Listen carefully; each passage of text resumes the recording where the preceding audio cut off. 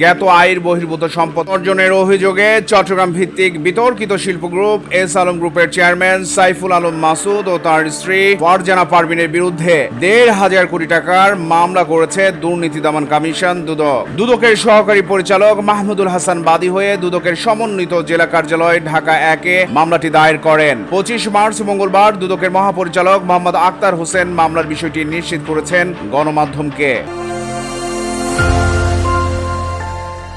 মামলার এজাহারে বলা হয়েছে, এস আলম গ্রুপ ও ফার্স্ট সিকিউরিটি ইসলামী ব্যাংক লিমিটেডের সাবেক চেয়ারম্যান সাইফুল আলম মাসুদের বিরুদ্ধে 796,28,44,424 টাকার অবৈধ সম্পদ অর্জনের অভিযোগ আনা হয়েছে।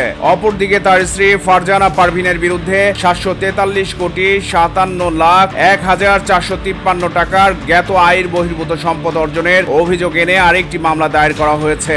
এসব মামলায় আসামিদের বিরুদ্ধে দুদক আইন 2004-এর 27-এর 1 ধারা, দুর্নীতি প্রতিরোধ আইন 1947-এর 5-এর 2 ধারায় অভিযোগ আনা হয়েছে। এজাহার সূত্র বলছে, সাইফুল আলম মাসুদ ও তার স্ত্রীর বিরুদ্ধে Singapore, Cyprus, British Virgin island সহ বিভিন্ন দেশে বিভিন্ন স্থাবর ও অস্থাবর সম্পদের তথ্য পাওয়া গেছে। তবে আয়কর নথিতে তা অন্তর্ভুক্ত না থাকায় এই সম্পদকে পাচার বলছে দুদক। 2017 সালে মোহাম্মদ সাইফুল আলমের মালিকানাধীন চট্টগ্রাম ভিত্তিক ব্যবসা প্রতিষ্ঠান এস আলম গ্রুপ ইসলামী ব্যাংক বাংলাদেশের নিয়ন্ত্রণ নেয়। পরে সাইফুল আলমের বড় ছেলে আহসানুল আলমকে ব্যাংকের চেয়ারম্যান হিসেবে নিয়োগ করা হয়। আর এই সময়ে ব্যাংকটি থেকে ঋণের নামে 1,75,000 কোটি টাকা বিতরণ করা হয়, যার বেশিরভাগই ঋণ হিসেবে নিয়েছে এস আলম গ্রুপ। এই শিল্প গ্রুপটির ঋণ জালিয়াতির কথা প্রকাশ্যে এলেও তৎকালীন আওয়ামী লীগ সরকারের ঘনিষ্ঠ এস আলম গ্রুপের ঋণ কেলেঙ্কারির ঘটনায় মুখে কুলু পেটেছিল দুর্নীতি দমন কমিশন দুদক। পরে 5 আগস্ট ছাত্র জনতার গণ অভ্যুত্থানে আওয়ামী লীগ সরকার পতনের পর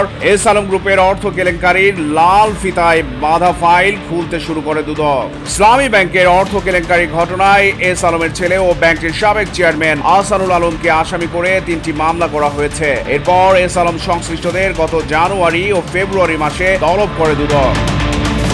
চট্টগ্রাম প্রতিদিন নিউজ ডেস্ক।